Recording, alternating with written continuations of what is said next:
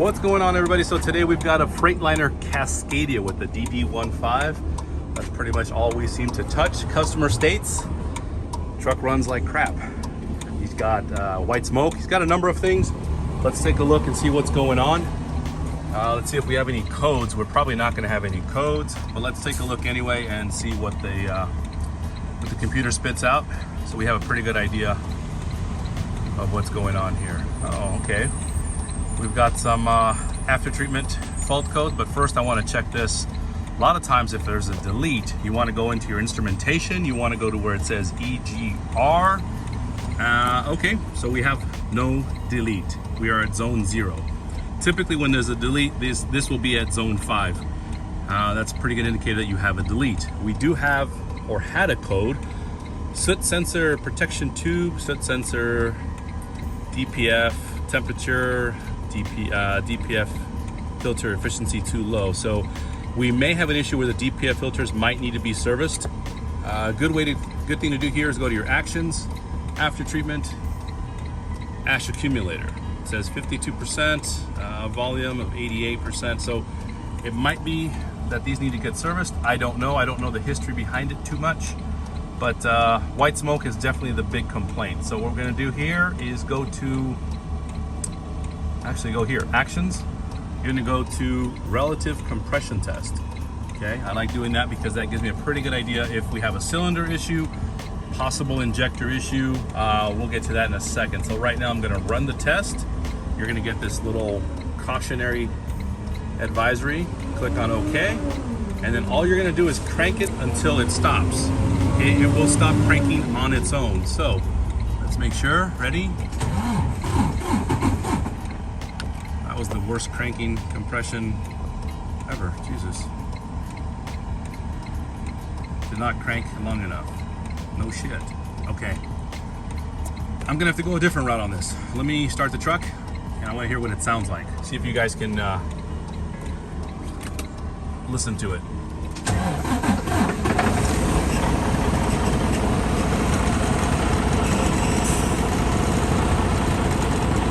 Definitely trembles a lot. We've got a lot of shaking going on. And let's do this really quick. I want to go to my service. I want to go to my, where are we at? Woo. Let's take a look. God damn, it smells. Definitely got something going on in the exhaust system. Maybe we got some really bad fuel, but let's take a look. Let's walk around and see what's going on here. Can you guys hear that trembling? That's pretty bad. All right, what I want to do really quick is just do a quick little idle speed balance test, ISB test. Click on run, click on OK. Excuse me. So it's going to do a quick test. It takes about, I don't know, 15, 30 seconds, whatever the computer designates as the correct time. But yeah, it's running really rough, man. So I'm thinking, okay, so now it's going to reset, and it's going to go a countdown, essentially 1 minute and 29 seconds. So let's find out and see what's going on. The other thing I want to do is look at the mileage. We have 853,000 miles. So that being said, I'll let the test finish, and I'll show you guys the results in a second. Okay guys, we are down to the last 10 seconds of the ISB test. Hopefully we can pinpoint which cylinder might be bad.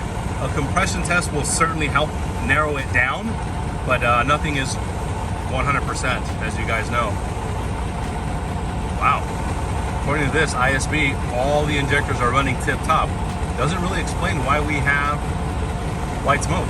So we're gonna have to go a little old school on this thing. I'm gonna go turn off the truck. I'm gonna go to actions. I'm gonna do the compression test one more time. And I'm gonna go ahead and run the test down here, run test. Click on OK. I'm gonna crank it and let's see what happens.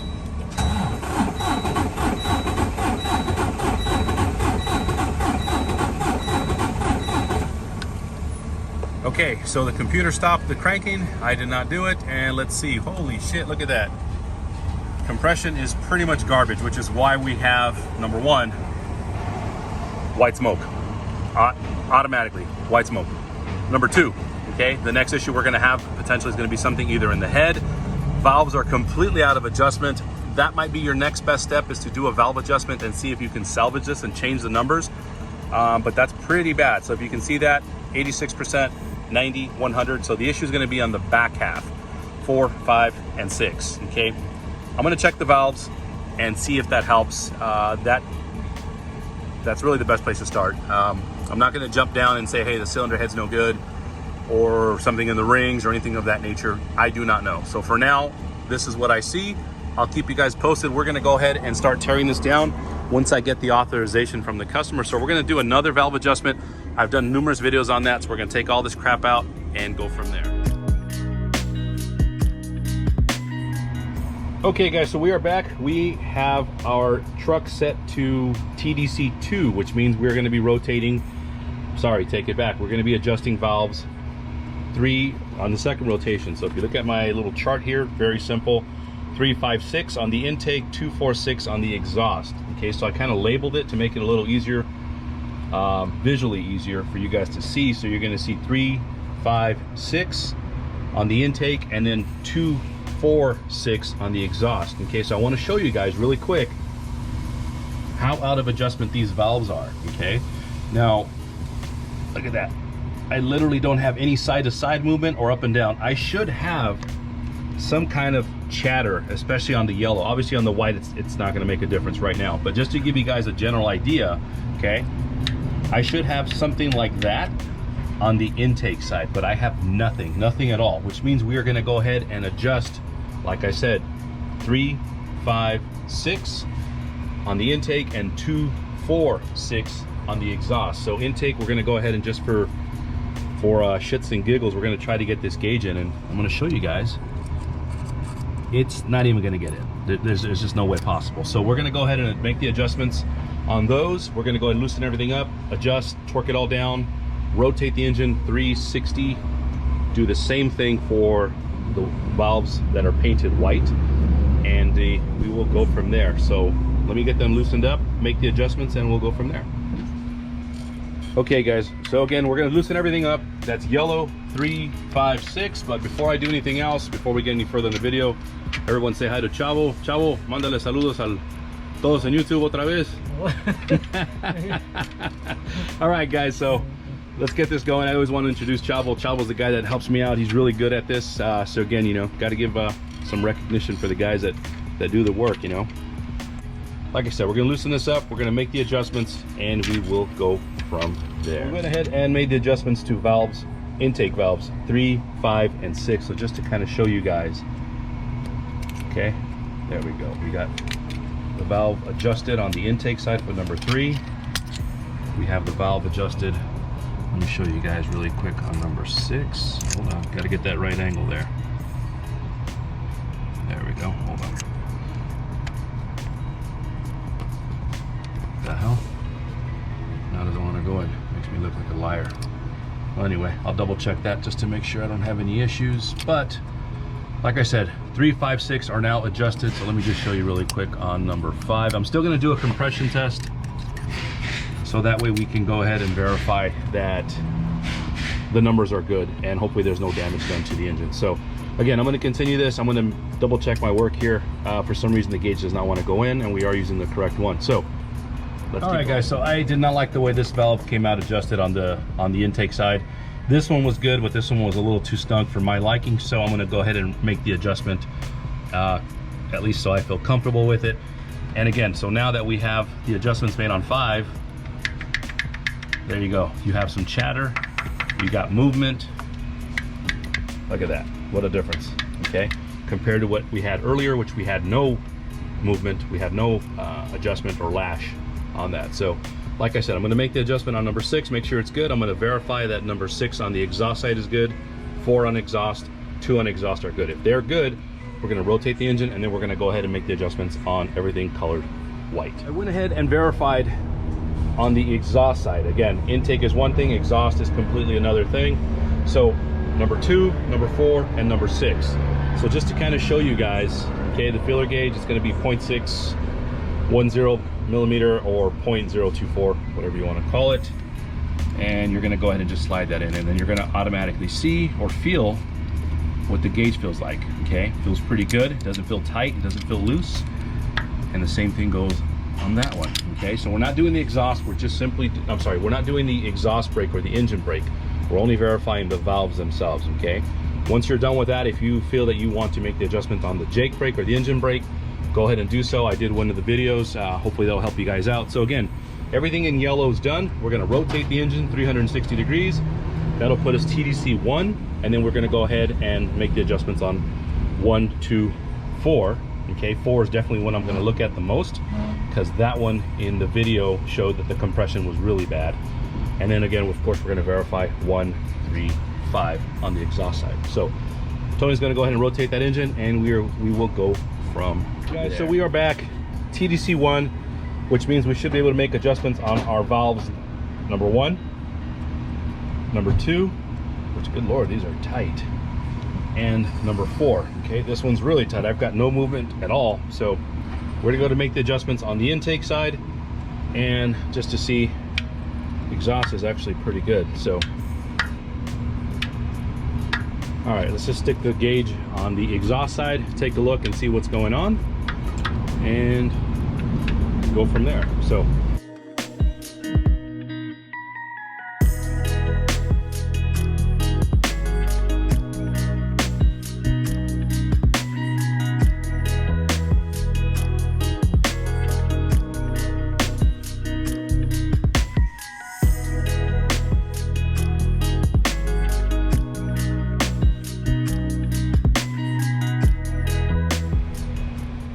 all right guys, so we went ahead and checked out the valves. I made the adjustments necessary on the exhaust side. The intake side was the one that was really had my interest the most. So we made the adjustment on number 4, number 2, and then number 1. And then now you can see we actually can get the filler gauge in.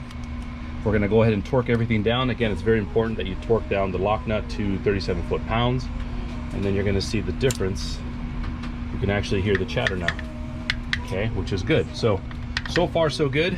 I'm still going to do the compression test just to verify that everything is good and the numbers are good. If not, then obviously something else is going on inside of the motor as far as the cylinder head, the valves, or something else. So let's hope this works. Again, we're going to torque it down.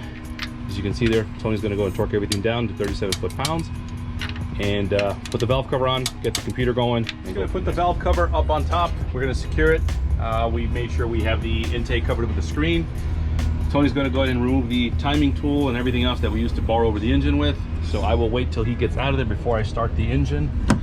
I have everything connected, set up, and just about ready to go. So I'm going to go ahead and hit the switch. I'm going to turn on the power. I may have a check engine light, and that's because a sensor is disconnected on the turbo intake side or the inlet side. So I'm not going to worry about that right now.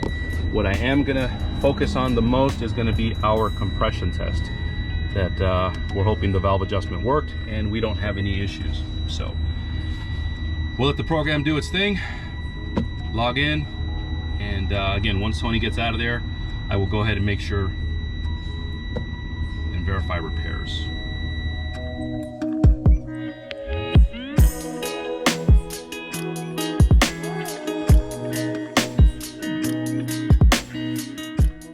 Here, actions, we're going to drop down to where it says relative compression test. Okay, it says compression test can only be run once per cycle. I'm going to click on run test.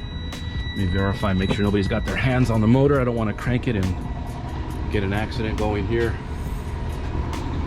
Let's see, bear with me guys.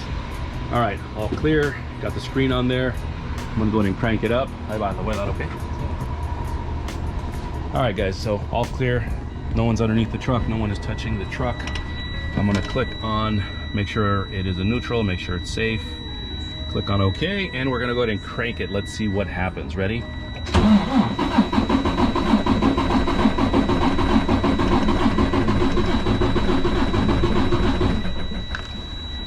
All right, so on its own, let's see what the numbers are now. Ooh, still not looking good. Look at that. Cylinder number 6 went from 0 to 30. Cylinder number 5 went from 0 to 53, if I'm not mistaken. Number 4 jumped up really good. Number 1 did good. Yeah, number 5 and 6 not looking good again. So I am gonna actually kill the switch. I'm gonna try and do the test one more time. Actually, I'm gonna start the engine. Let's see what happens. Let's see if it makes a difference. I'm gonna close that out. I'm not gonna go ahead and do the compression test, but I am gonna start the engine just to see what's going on. So bear with me.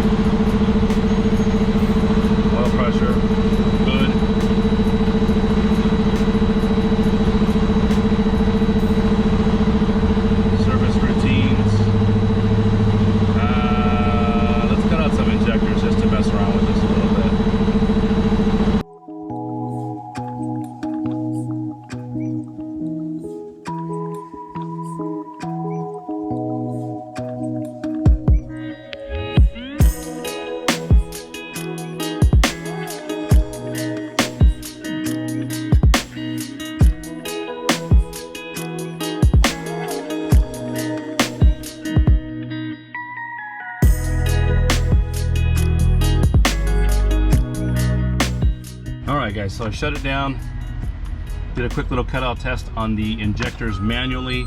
I still want to do the compression test one more time, see if it makes a difference.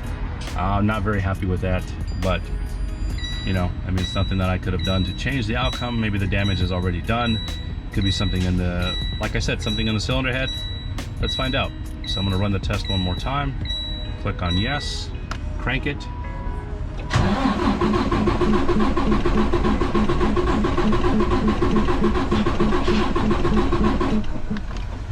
All right guys, let's see what the numbers are now.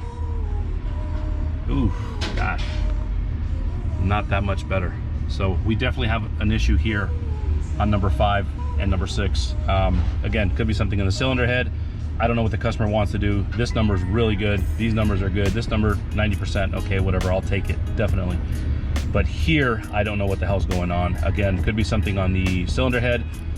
Maybe when you run it and it's completely out of adjustment, you may have already caused the damage in the actual seals, stems. I don't know too much about cylinder heads. I've never actually worked at a machine shop, so I can't guess on that too much, other than, again, these are not looking pretty. So I'm gonna let the truck run a little bit. I'm gonna let it warm up.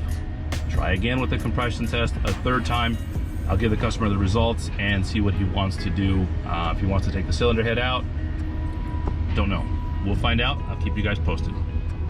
All right guys, so I let it warm up to just a little bit under 150 degrees. It sounds a lot better, runs a lot better, but I want to do the compression test one more time and see if it makes a difference now that the engine is warmed up a little more than it was earlier. So let's take a quick look. And what do we have here? Still waiting to connect. I'll leave that alone. Instrumentation, we're going to go to EGR.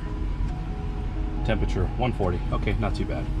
I'll leave it be. So for now, I'm going to go ahead and go to compression test again. I'm going to click let it connect. This little thing will say run. Click on run. A little caution. Click on yes. And we are going to go ahead and crank it one more time, and let's see if our numbers improve.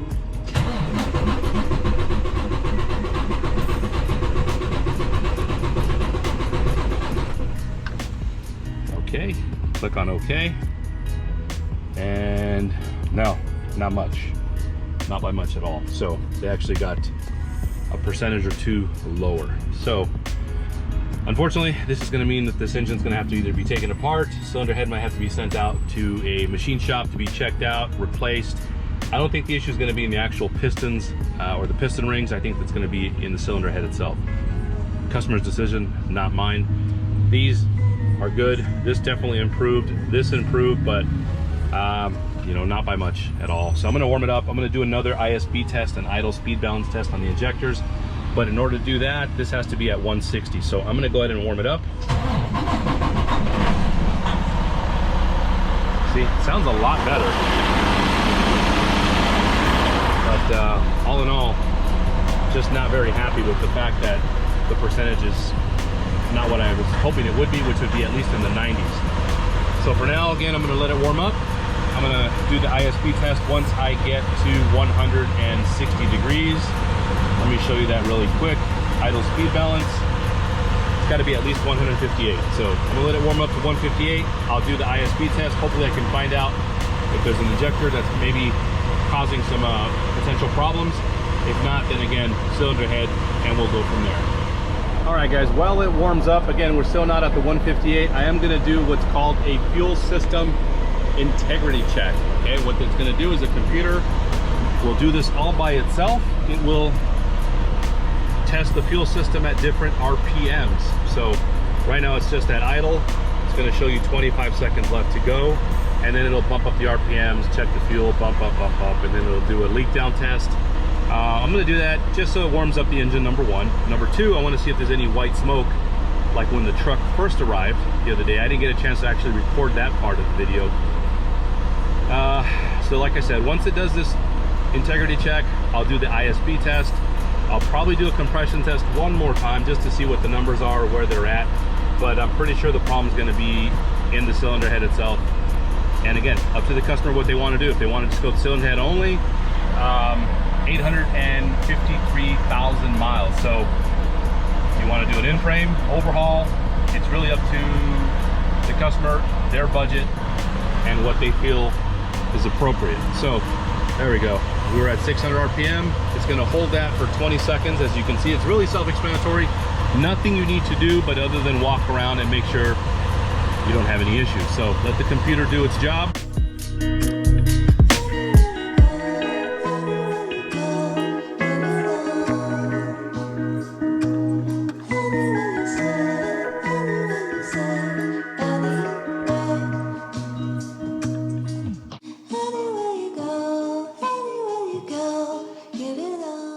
And now it's going to do is actually just a pressurized test. So the first one is RPM based. The next one is actually pressure based, which is really important as well. You're going to see that 600 bar, 700, 800, whatever the numbers are. Let's see here. 700. It's going to hold that pressure at 800, which is really high. And there you go. Test complete. System not leaking. That's fine. Great. Good news. Now let's go back to our ISP test. So I'm gonna start it up again. Service routine. I'm gonna go to ISP. Where are you, ISP? There we go, ISP, run test. Click on yes. It's gonna do the test on its own. Remember, it goes down 15 seconds and then it goes down to a minute and some change. So it's gonna see what is going on. Okay guys, ISP test is almost done. More than likely it will pass. Test passed, of course. These are the numbers for your each respective cylinder, each respective injector. And yeah. All right, so nothing major sticking out. Now the fuel itself, I can definitely smell, almost kind of burns the eyes when you have that raw fuel that's not being burned properly. So again, I still believe that we have a problem in the cylinder head. Let's do one more compression test, the last and final one of the video. And then that way I can confirm. Come on. Compression test. I'm gonna click on run test one last time. Click on yes. I'm gonna crank it and let's see what happens.